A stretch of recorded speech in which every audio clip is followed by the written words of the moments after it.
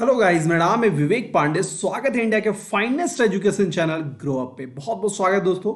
अगर अभी तक आपने चैनल को सब्सक्राइब नहीं किया तो सब्सक्राइब कर लें और शेयर नहीं किया तो शेयर भी कर दें। दोस्तों, आज की वीडियो में हम डिस्कस करने वाले हैं ऑपरेटिंग सिस्टम के शेड्यूलिंग एल्गोरिदम के। जैसे कि आपको मालूम है कि लास्ट वीडियो में हमने क्या शेयर किया, डिस्कस किया था, तो शेड्यूलिंग के बारे में डिस्कस कर लिया था।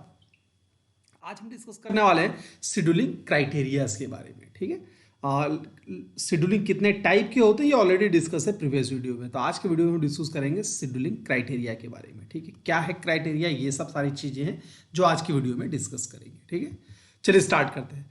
स्टार्ट करने से पहले मैं आपको यहाँ पे डिस्कस करते हैं कि भाई हम लोग शेड्यूलिंग क्या है, ये मैंने लास्ट वीडियो में बता दिया था। अब जरूरत यह है कि पर्पस ऑफ शेड्यूलिंग एल्गोरिदम क्या है। अगर हम कोई शेड्यूलिंग एल्गोरिदम का उपयोग करते हैं तो उसका मकसद क्या है, क्यों किसी शेड्यूलिंग एल्गोरिदम का उपयोग किया जाएगा। दोस्तों, अगर मान लो कि मेरे पास सीपीयू है, हमारे पास रखा हुआ, और है कि प्रोसेस P1 है, P2 है, P3 है, ये सारे प्रोसेस को सीपीयू को यूज करना है। अब इसी प्रोसेस को यूज करने के लिए शेड्यूलिंग एल्गोरिदम बने हैं। जैसे आपने नाम सुना होगा, एफसीएफएस का नाम सुना होगा, एसजेएफ का नाम सुना होगा, आपने राउंड रॉबिन का नाम सुना होगा। तो ये सारे जो शेड्यूलिंग एल्गोरिदम बने हैं, तो कौन सा शेड्यूलिंग एल्गोरिदम इस्तेमाल किया जाएगा, कौन सा बेस्ट होता है, कौन सा वर्स्ट होता है, या फिर ये सारे लोग हम इस्तेमाल क्यों करेंगे, why we use a scheduling algorithm. तो दोस्तों, ये है वो लिस्ट जिस वजह से हम शेड्यूलिंग एल्गोरिदम का इस्तेमाल करते हैं। सिंपल सा बात है, अगर हमारे पास शेड्यूलिंग एल्गोरिदम रहा तो सीपीयू का सबसे मैक्सिमम यूटिलाइजेशन हो पाएगा। अब है सर, इसकी आवश्यकता क्यों पड़ती है? तो दोस्तों, मैक्सिमम यूटिलाइजेशन कहने का मतलब है कि अगर मान लो कि मेरे सीपीयू की क्षमता है कि 1 मिनट में 100 काम करना, लेकिन ऐसा होता है कि उससे 1 मिनट में 5 काम ही करवाते हैं, या एक काम देख के उसको रिजर्व करके छोड़ देते हैं, तो कहीं ना कहीं ये यूटिलाइजेशन तो कम हो रहा है ना सीपीयू का। तो इसी को ध्यान रखा जाता है शेड्यूलिंग एल्गोरिदम में कि नहीं, सीपीयू का अधिक से अधिक यूटिलाइज हो सके। इसलिए कहा जाता है the first purpose of scheduling algorithm is utilization of maximize CPU utilization. पहला पॉइंट ये हो गया। दूसरा है फेयर अलोकेशन ऑफ सीपीयू। दोस्तों, ये भी ध्यान रखना होता है कि सीपीयू को जो प्रोसेस एलोकेट किया जाए, कोई भी प्रोसेस अगर सीपीयू को एलोकेट किया जा रहा है तो वो फेयर हो। फेयर इन सेंस कहने का मतलब है कि भाई मैंने P2 को एलोकेट कर दिया सीपीयू, लेकिन P2 को अभी काम है ही नहीं सीपीयू का, तो ये फेयर एलोकेशन तो नहीं हुआ ना। तो इसका भी ध्यान रखा जाता है कि फेयर एलोकेशन हो। तीसरा है मैक्सिमम थ्रूपुट। थ्रूपुट क्या होता है वो आगे हम डिस्कस करने वाले हैं। तीसरा है आपको मिनिमम टर्न अराउंड टाइम, कम से कम टर्न अराउंड टाइम लगे, वो इसका ध्यान रखा जाता है। चौथा है मिनिमम वेटिंग टाइम हो और मिनिमम रिस्पॉन्स टाइम हो। थ्रूपुट सिंपल सा आप समझ सकते हैं कि उसको अगर इफिशियंसी की अगर मैं बात करता हूं कि अधिक से अधिक इफिशियंसी निकल पाए, उसे ही हम लोग थ्रूपुट कहते हैं दोस्तों। ठीक है, तो ये हमें ध्यान रखना होता है कि थ्रूपुट मैक्सिमम हो, कम से कम टर्न अराउंड टाइम लगे, कम से कम वेटिंग टाइम हो और कम से कम रिस्पॉन्स टाइम हो। दोस्तों, यहां पे मैंने वर्ड इस्तेमाल किया है turn around time, waiting time, response time. ये सारी क्या है, यही है शेड्यूलिंग क्राइटेरिया। अगर ये सारे टर्म को समझ में आ गया तो आप लोग का शेड्यूलिंग क्राइटेरिया टर्म पूरा क्लियर हो जाएगा। तो यही है शेड्यूलिंग क्राइटेरिया। ठीक है, तो सबसे पहला जो मैंने आपको यहां पे बताया purpose of scheduling algorithm, I hope so ये आपको पूरा क्लियर हो गया होगा। ठीक है, चलो अब आगे बढ़ते हैं। दोस्तों, जैसे मैंने वहां पे टाइम वगैरह बताया, रिस्पॉन्स टाइम था आपका, वेटिंग टाइम था, तो उस टाइम से रिलेटेड बहुत सारे तरह का टाइम होते हैं, वही टाइम हम डिस्कस करेंगे। A time that means criteria. ठीक है, चलिए सबसे पहला टाइम होता है दोस्तों अराइवल टाइम। आप मान लो कि सीपीयू ये हमारे पास है और यहां रैम है, रैम को ही हम लोग कंसिडर करते हैं। तो दोस्तों, पहला टाइम होता है arrival time, the time at which the process enter into the ready queue is called the arrival time. ठीक है, यानी कि दोस्तों मैं आपको यहां पे ये बता देता हूं कि कि जब भी कोई प्रोसेस रेडी क्यू में आ जाता है, जैसे आपको मालूम है यहां पे रैम के पास आता है तो रेडी क्यू हो जाता है। तो इन शॉर्ट कहने का मतलब है कि प्रोसेस के रेडी क्यू में जब भी कोई प्रोसेस आ जाता, रेडी क्यू में जब भी कोई प्रोसेस आ जाता है तो वो कहा जाता है अराइवल टाइम। एग्जाम्पल के तौर पे अगर कोई भी प्रोसेस को मुझे काम करना है तो वो 10:30 पे आ चुका है रेडी क्यू में, तो ये इसका हो गया अराइवल टाइम, ये उसका हो गया अराइवल टाइम। ठीक है, समझिएगा, 10:30 में अगर आया है तो वो उसका हो गया अराइवल टाइम, यानी कि वो प्रोसेस जो है वो रेडी क्यू को अलॉट हो चुका है कब, तो 10:30 में। Is it clear? दूसरा पॉइंट आता है बर्स्ट टाइम। दोस्तों बर्स्ट टाइम क्या होता है? The total amount of time required by the CPU to execute the whole process is called the burst time.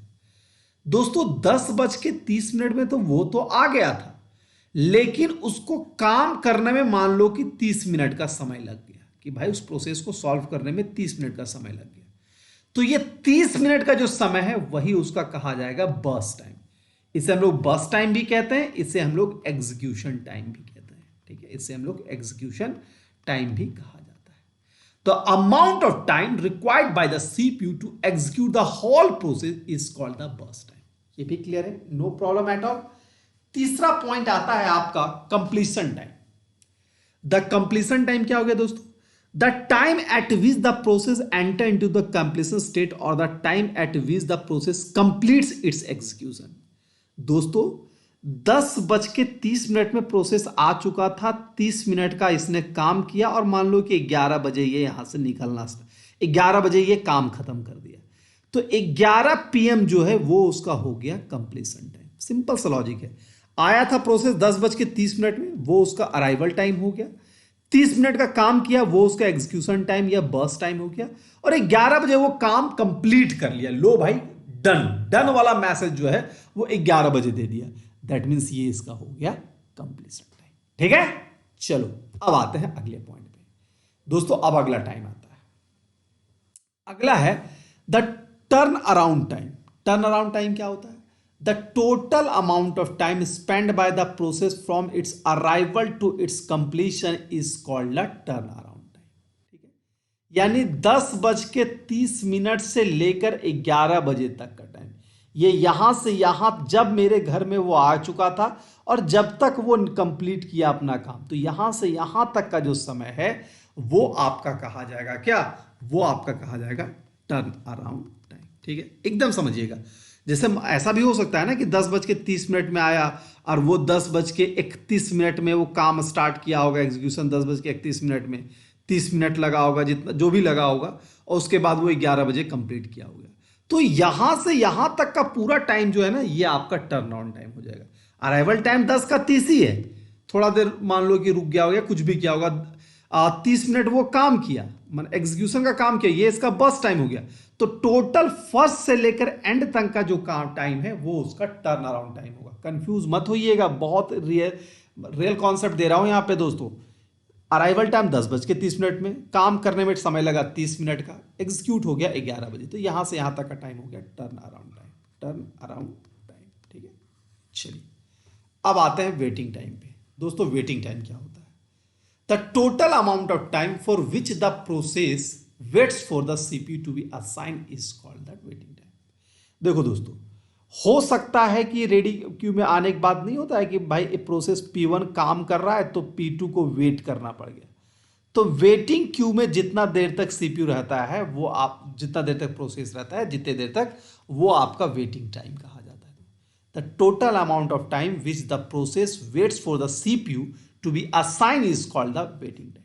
ठीक है, उसे हम लोग वेटिंग टाइम कहते हैं। ये याद हो गया, कोई दिक्कत नहीं।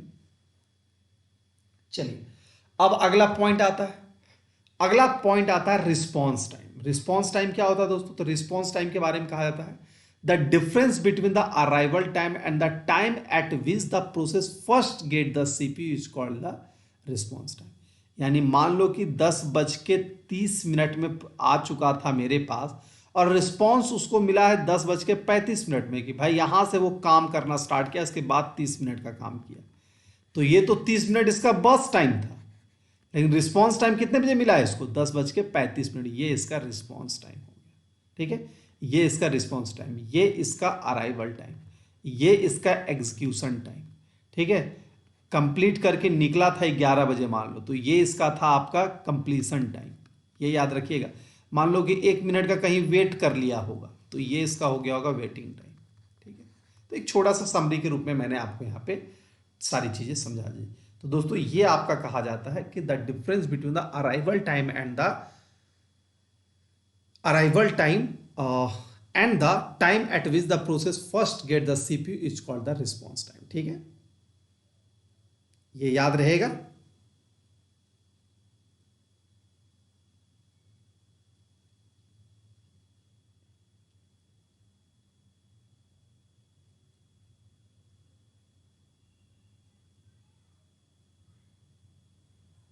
चलिए, समझ में आ रहा है? कोई दिक्कत नहीं है दोस्तों, सबको समझ में आ रहा है, बहुत तगड़े से समझ में आ रहा है। एक बार सारे बच्चे कहते हैं यस सर समझ में आ रहा है, नो प्रॉब्लम एट ऑल। ठीक है, तो ये सारी चीजें मैंने यहाँ पे आपको समझा दी। आई होप सो ये सारी चीजें आपको समझ में आ गई। अब इसी को हम लोग आगे भी पढ़ेंगे, इसी को हम लोग आगे पढ़ेंगे, क्या आगे बताएंगे। अब देखते हैं कि जितना भी शेड्यूलिंग मैंने आपको क्राइटेरिया बताया, उसी क्राइटेरिया के आधार पे दो तरह का शेड्यूलिंग एल्गोरिदम डिवाइड किया गया है। एक प्रिमिटिव शेड्यूलिंग, दूसरा नॉन प्रिमिटिव शेड्यूलिंग। ये बहुत इजी कॉन्सेप्ट है और इसी को हम लोग आगे प्रोसीड भी करेंगे। Primitive scheduling is used when a process switch from running state to the ready state. जब रनिंग स्टेट यानी हार्ड डिस्क से जब रैम में ट्रांसफर होता है तो प्रिमिटिव का इस्तेमाल किया जाता है। अब और from waiting state to the ready, और वेटिंग से रनिंग में रेडी में जाता है तब भी इसका इस्तेमाल किया जाता है।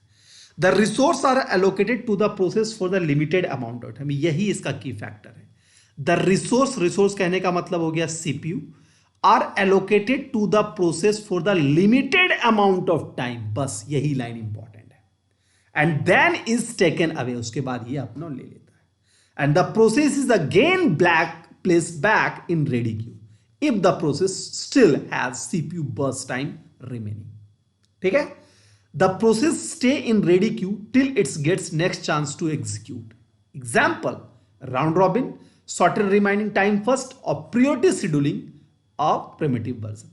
दोस्तों प्रिमिटिव शेड्यूलिंग उसे कहा जाता है जिसमें सीपीयू जो होता है किसी भी प्रोसेस को लिमिटेड अमाउंट ऑफ टाइम के लिए एलोकेट होता है। ठीक है, लिमिटेड अमाउंट ऑफ टाइम के लिए, और उसके बाद भी अगर उसका काम कंप्लीट नहीं होगा तो बाद में दोबारा चांस देगा, लेकिन एक बार में 5 मिनट का ही काम। जैसे कि आप ऐसे समझ लो कि आप मान लो कि मेरे पास 10 बच्चे आ चुके हैं और 10 बच्चे को मेरे पास डाउट ले से मेरे को ये पूछना, मेरे को ये पूछना। मैंने वहां बोला कि भाई ठीक है मैं सारे सवालों का जवाब दूंगा, तुम 10 पूछोगे 10 का जवाब दूंगा, 20 पूछोगे 20 का जवाब दूंगा, लेकिन एक शर्त है, हर बच्चे को मैं मात्र 30 मिनट का ही समय दूंगा या 10 मिनट का ही समय दूंगा। तुम्हारा जितना भी सॉल्व होगा। तो मैंने एक बच्चे का 10 मिनट दिया, 2 बच्चे का, 3 बच्चे का, ऐसे करके मैंने 10 बच्चे का 10 मिनट का समय दिया।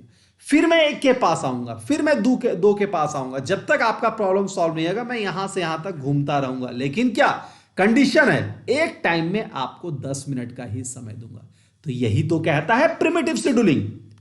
और इनमें से कौन कौन से एल्गोरिदम आते हैं, तो राउंड रॉबिन आते हैं, शॉर्ट रिमेनिंग टाइम फर्स्ट आता है, और priority non primitive version primitive version आता है दोस्तों। तो ये याद रखिएगा, और भी इसके कुछ एग्जांपल है वो आगे हम लोग पढ़ेंगे। ठीक है, अगला non primitive scheduling. Non primitive scheduling is used when a process terminated और a process switch from running to waiting state. ठीक है, यानी जब वो कंप्लीट होगा तब। Once the resource is allocated to the process hold the CPU till it's get terminated or it's reach the waiting state। ठीक है दोस्तों, ये कह रहा है कि इसमें क्या होता है कि CPU जो होता है, अगर किसी प्रोसेस को अलॉट कर दिया गया तो जब तक इसका काम नहीं सॉल्व हो जाता तब तक ये CPU के साथ चिपका रहेगा। ठीक है, काम जब तक इसका कंप्लीट नहीं होगा तब तक ये काम करता रहेगा। तो यही होता है नॉन प्रिमिटिव शेड्यूलिंग। ठीक है, जैसे कि मान लो कोई एक बच्चा आ गया, 9 बच्चा रुका हुआ है, लेकिन जब तक एक बच्चे का मैं सारा डॉट सॉल्व नहीं करूंगा तब तक बाकी किसी बच्चे को नहीं लूंगा। ठीक है, तो यही आपका नॉन प्रिमिटिव होता है। अब देखो इसमें क्या क्या होता है। The process hold the CPU till gets terminated और it reach out the waiting, जब तक वो वेटिंग ना चले जाए या टर्मिनेटेड में, दोनों हो सकता है। ठीक है, क्योंकि एक से अधिक प्रोसेस वेट भी तो करना पड़ सकता है, तो या तो टर्मिनेट हो जाए या तो वेट में चल जाए, तब तक ये आपको क्या करेगा, काम करता रहेगा। In case of non primitive scheduling does not interrupt the process running CPU in middle of the execution.